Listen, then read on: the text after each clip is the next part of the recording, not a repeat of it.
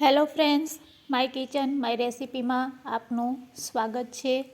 Friends, આજે આપણે live ખાટા ઢોકળા બનાવીશું. લગ્ન પ્રસંગમાં બનતા હોય તેવા જ આજે આપણે આ લાઈવ ઢોકળા ઘરે બનાવીશું. બધી ટ્રીક અને ટિપ્સ સાથે આજે આપણે આ ખાટા ઢોકળા બનાવવાના છીએ. સાથે તેની સાથે ખાવાની મજા પડી જાય તેવી તીખી ચટણી પણ બનાવીશું. નાની નાની વસ્તુનું ધ્યાન રાખશો તો એકદમ પરફેક્ટ ઢોકળા બનીને રેડી થશે. રેસીપી સારી લાગે તો લાઈક અને શેર જરૂરથી કરજો. અને જો તમે મારી ચેનલ ઉપર નવા હોય અને મારી ચેનલને હજુ સબસ્ક્રાઈબ ન કરેલ હોય તો સબસ્ક્રાઈબ કરી બાજુનું બેલ બટન દબાવવાનું ભૂલશો નહીં, જેથી કરીને તમને મારા નવા વિડીયોનું નોટિફિકેશન મળતું રહે. ખાટા ઢોકળા બનાવવા માટે આપણે ઘરે બનાવેલા લોટનો ઉપયોગ કરીશું. આ લોટને તમારે કઈ રીતે ઘરે તૈયાર કરી શકો છો, તો આ લોટ બનાવવા માટે તમારે 3 વાટકી ચોખા અને 1 વાટકી ચણાની દાળ લેવાની. બંનેને મિક્સ કરી પાણીથી 2 વાર સારી રીતે ધોઈ અને તેને આપણે કોઈ પણ કોટનના કપડા ઉપર તડકામાં 2 કલાક માટે રાખવાના, જેથી કરીને તે એકદમ સુકાઈ જાય, કોરા થઈ જાય. પછી આ લોટને તમે દળી શકો છો, જો ઘરે આટા ચક્કી હોય તો, અથવા તો બહાર તેને દળાવી લેવાનો. તો લોટ આપણો રેડી છે. તેમાં હવે આપણે છાશ એડ કરશું. તો ફ્રેન્ડ્સ, અહીંયા મેં 1 ગ્લાસ જેટલી છાશ લીધી છે, પણ છાશ તમારી કેવી ખાટી છે તેના ઉપર ડિપેન્ડ કરે છે. હવે આપણે હુંફાળું પાણી લેશું. તો ફ્રેન્ડ્સ, શિયાળો હોય કે ઉનાળો, જ્યારે પણ આપણે ખાટા ઢોકળાનો આથો દેતા હોય ત્યારે હંમેશા હુંફાળા પાણીનો જ ઉપયોગ કરવાનો. હુંફાળું પાણી તમે જો આ રીતે લોટમાં એડ કરશો તો તમારો આથો છે એ ખૂબ જ સરસ આવશે. હવે બીજી ટિપ્સ એ છે કે આ રીતે આપણે ચમચીનો કે કોઈ ઉપયોગ કરવાનો નથી. અહીંયા આપણે આ લોટને મિક્સ કરવા માટે હાથનો ઉપયોગ કરશું. ખાટા ઢોકળા બનાવવા માટે આપણે આ રીતે હાથેથી જ બેટર બનાવશું, જેથી કરીને હાથની ગરમીના કારણે પણ આથો છે એ ખૂબ જ સરસ આવતો હોય છે. તો થોડુંક જરૂર લાગે તો હુંફાળું પાણી એડ કરતું જવાનું અને આ રીતે આપણે હાથેથી થોડીક વાર માટે ફેટી લેશું. આ રીતે ફેટવાથી હાથની ગરમીના કારણે પણ આપણો આથો છે એ ખૂબ જ સરસ આવશે. તો આપણું બેટર અહીંયા રેડી છે. તેની થિકનેસ પણ તમે જોઈ શકો છો. હવે તેને આપણે 6 થી 7 કલાક માટે રેસ્ટ આપીશું. અને ફ્રેન્ડ્સ, જો તમે શિયાળામાં આ ઢોકળા બનાવતા હોય તો જ્યાં પંખો ન ચાલુ હોય તે જગ્યાએ તમારે તેને રાખવાનું, જેથી કરીને સરસ આથો આવી જાય. તો હવે તેને 6 થી 7 કલાક ઢાંકી દેશું અને ઉપરથી આ રીતે વજન રાખી દેશું. 6 થી 8 કલાક પછી હવે આપણે ચેક કરશું તો આપણું બેટર છે એ સરસ રેડી થઈ ગયું હશે. તમે જોઈ શકો છો આથો પણ સરસ આવી ગયો છે. તો હવે બેટરને આપણે ચમચાથી આ રીતે પહેલાં હલાવી લેશું. થોડીક વાર આ રીતે હલાવવાથી એકદમ બેટર છે એ ફ્લફી તૈયાર થઈ જશે. રેડી કરેલા આ બેટરમાં હવે આપણે થોડીક કોથમીર એડ કરીશું.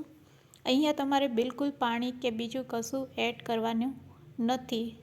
અહીંયા આપણું બેટર હવે રેડી છે ઢોકળા માટે. થોડીક કોથમીર એડ કરી દેશું. અડધી ચમચી આદુ મરચાંની પેસ્ટ એડ કરશું. જો બાળકો માટે બનાવતા હોય તો તમે તે સ્કીપ કરી શકો છો. અડધી ચમચી હળદર પાવડર અને તેમાં સ્વાદ અનુસાર આપણે મીઠું એડ કરશું. હવે બધા ઇન્ગ્રીડિયન્ટ્સને પહેલાં બેટર સાથે એકવાર મિક્સ કરી લેશું. તો સાથે સાથે આપણે 1 મોટી ચમચી જેટલું તેલ પણ એડ કરી દેશું અને બધા ઇન્ગ્રીડિયન્ટ્સને આ રીતે બેટર સાથે મિક્સ કરી લેશું. હવે તેમાં આપણે ઈનો એડ કરશું. તો ઈનો આપણે 1 ચમચી જેટલો એડ કરશું. ફર્મેન્ટેશન માટે આપણે તેના ઉપર થોડુંક પાણી એડ કરીશું અને પછી આ રીતે આપણે હલાવી લેશું. ઈનો ન હોય તો તેની જગ્યાએ ખાવાની સોડાનો ઉપયોગ કરવો.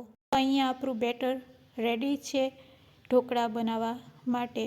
તો હવે જે પ્લેટમાં આપણે ઢોકળા બનાવવાના હોય તે પ્લેટને આપણે આ રીતે તેલથી ગ્રીસ કરી દેશું.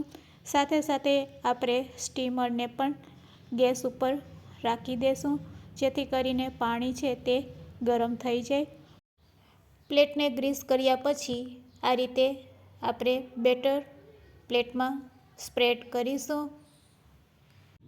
તો ફ્રેન્ડ્સ, લગ્ન પ્રસંગમાં બનતા એકદમ પતલા જો તમારે ખાટા ઢોકળા બનાવવા હોય તો બેટર ઓછું એડ કરવાનું અને થોડીક જાડાઈવાળા ઢોકળા બનાવવા હોય તો બેટરને થોડુંક વધારે પ્લેટમાં એડ કરવાનું. એ તમારા ઉપર ડિપેન્ડ છે. સેજ આ રીતે ટેપ કરી લેવાનું એટલે બેટર બધી બાજુ સરખું સ્પ્રેડ થઈ જાય. આ રીતે કર્યા પછી તેના ઉપર આપણે હવે લાલ મરચું પાવડર સ્પ્રેડ કરીશું અને સાથે સાથે એકદમ સરસ લુક આવે તેના માટે આપણે થોડીક કોથમીર પણ ઉપરથી આ રીતે સ્પ્રેડ કરીશું. તો અહીંયા આપણી ડીશ રેડી છે. આ જ રીતે આપણે બીજી ડીશ પણ રેડી કરીને રાખી દેશું. તો અહીંયા આપણું સ્ટીમર પણ સરસ ગરમ થઈ ગયું છે, પાણી સરસ ઉકળી ગયું છે. હવે આ સ્ટીમરમાં આપણે પ્લેટને સેટ કરી દેશું. બંને પ્લેટને આ રીતે સેટ કર્યા પછી મીડિયમ ટુ હાઈ ફ્લેમ ઉપર આપણે આ ઢોકળાને થવા દેશું. ફક્ત 5 મિનિટમાં જ આપણા ઢોકળા છે એ થઈ જશે. તો હવે તેને આપણે ઢાંકી દેશું. ઢાંકી અને 5 મિનિટ માટે સ્ટીમ થવા દેશું. 5 મિનિટ પછી આપણે ચેક કરશું તો તમે જોઈ શકશો કે સરસ આપણા ઢોકળા છે એ બનીને રેડી થઈ જશે. તમે તેને આ રીતે ચાકુની મદદથી પણ ચેક કરી શકો છો અને હાથેથી પણ ચેક કરશો તો તમને ખ્યાલ આવી જશે. હાથમાં બેટર ચોંટે નહીં તો તમારા ઢોકળા છે એ રેડી છે. તો હવે ગેસની ફ્લેમ આપણે બંધ કરી દેશું. રેડી કરેલા આ ઢોકળા ઉપર આપણે જ્યારે ગરમા ગરમ હોય ત્યારે તેના ઉપર આ રીતે તેલ લગાડી દેશું અને પછી ચાકુની મદદથી તેને કટ કરી લેશું. તો એકદમ સરસ આપણે પ્રસંગમાં ખાતા હોય તેવા લાઈવ ખાટા ઢોકળા રેડી છે સર્વ કરવા માટે. આ ઢોકળાને ગરમા ગરમ જ ખાવાની ખૂબ જ મજા પડે છે. તમે જોઈ શકો છો કેટલા પોચા બનીને રેડી થયા છે અને પ્લેટમાંથી પણ સહેલાઈથી તે દૂર થઈ જાય છે. તો હવે તેને આપણે સર્વિંગ પ્લેટમાં લઈ લેશું. તો રેડી છે આપણા ખાટા ઢોકળા સર્વ કરવા માટે. આ ઢોકળાને આપણે તીખી ચટણી સાથે સર્વ કરીશું. તો તમારે તીખી અને લસણવાળી ચટણી કઈ રીતે બનાવવી તેની લિંક મેં ડિસ્ક્રિપ્શન બોક્સમાં આપેલ છે. તમે ત્યાંથી જોઈ શકો છો.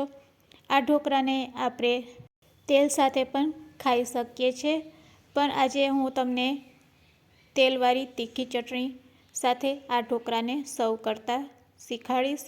તો તમારે ફક્ત તેલમાં લાલ મરચું પાવડર આ રીતે થોડુંક એડ કરશો અને સાથે થોડુંક મીઠું એડ કરી દેવાનું અને પછી તમે જો આ ઢોકળાને આ રીતે ખાવામાં આટલી મજા આવે છે કે તેની વાત ન પૂછો. તો રાત્રિના ડિનરમાં કે તમને જ્યારે પણ હલકી ફૂલકી ભૂખ લાગે ત્યારે તમે શિયાળામાં આ ઢોકળા બનાવીને ખાઈ શકો છો. આજની આ રેસીપી કેવી લાગી તે મને કમેન્ટ્સમાં જરૂરથી કહેજો અને યુઝફુલ લાગી હોય તો શેર કરવાનું ભૂલશો નહીં. Thanks for watching. ફરી મળીશું એક નવી રેસીપી સાથે.